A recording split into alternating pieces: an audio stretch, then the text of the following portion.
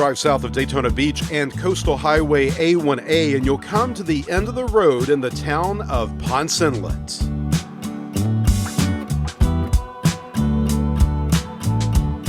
Today we're going to show you what to do in this charming beachside fishing village of just over 3,000 residents. From climbing to the top of one of the tallest lighthouses in the U.S., to spots where you can view some of the most spectacular scenery on the east coast of Florida. We'll even show you the best places to eat and how tips for adrenaline junkies needing a fix. All of that and so much more today from Ponce Inlet, Florida.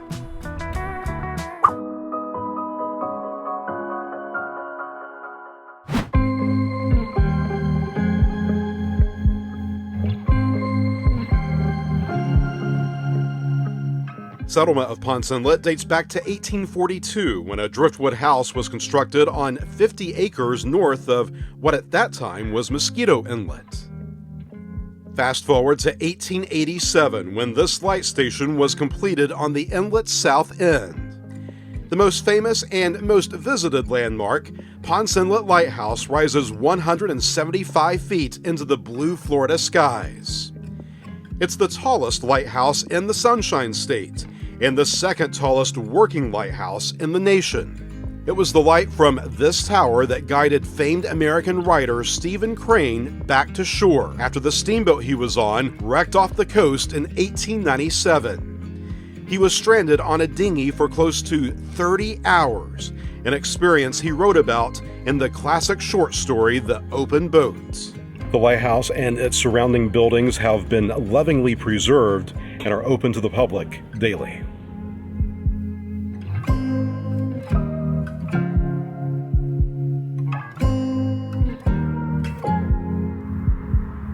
Sadly, there's not much of original Ponce Inlet left. The few buildings that have survived more than a century of development and wicked tropical weather are on display here at the Historical Museum on Beach Street.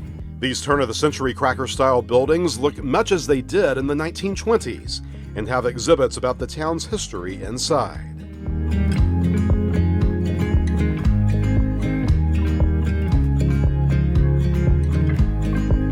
At the end of Beach Street is Down the Hatch Seafood Company. This place started out in the 1940s as a fish camp. It would eventually become a fish market and grocery store serving local families. Today, Down the Hatch is a popular seafood restaurant with a full-service deck bar overlooking the Halifax River.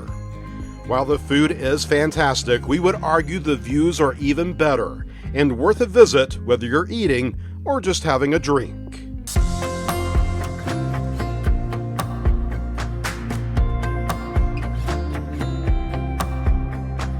The biggest draw for recreation seekers is here at Lighthouse Point Park. 50-plus acres of natural Florida beauty with a coastline that thankfully has been left in its natural state, free from hotels and high-rises. There are trails and boardwalks where you can see the pristine coastal dune system as well as critters of all sorts. One of the biggest reasons people come here is this 1,000-foot paved fishing jetty that separates the ocean and the inlet. If you're looking for a fun, laid-back day of fishing, boating, surfing, swimming, pretty much anything you want to do on the water, this is the place you have to be. At the park, you'll find one of the few pet-friendly beaches in this area, and swimming is allowed on the beach and along the river. The park is ADA accessible. There's a $10 fee per vehicle to enter the park. There's no shortage of fun activities for adrenaline junkies visiting Ponce Inlet. Whether you're looking to jet ski, paddleboard, kayak, or you just want to get the best views possible by parasailing, there's an outfitter available to hook you up with the gear you need for your day of adventure.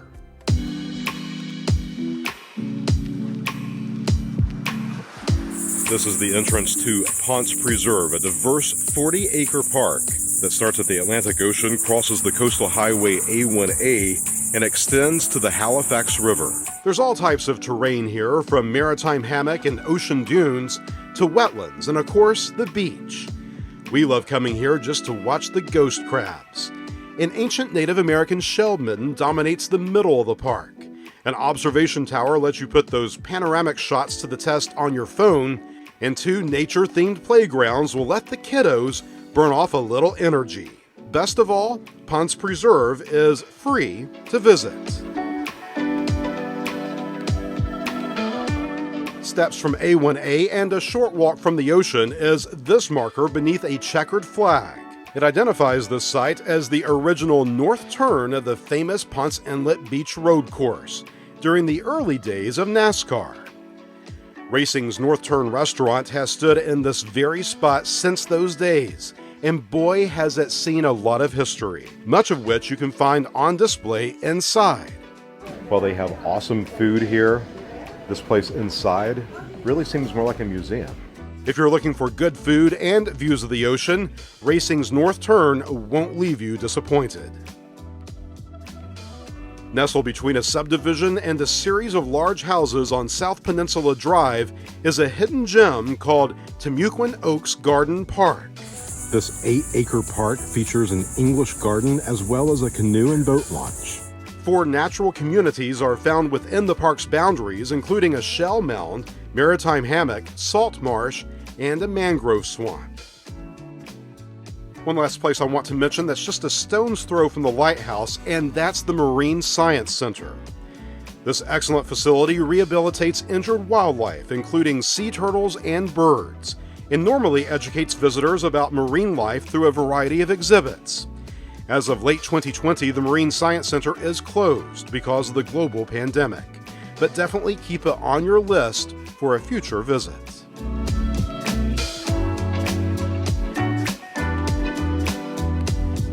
Hope you've enjoyed this rundown of things to do here in Ponce Inlet. How's something I should include next time? Leave it in the comments section down below, and you might just see it in a future video here on the channel. As always, thank you so much for watching from Ponce Inlet, Florida. Happy gallivanting.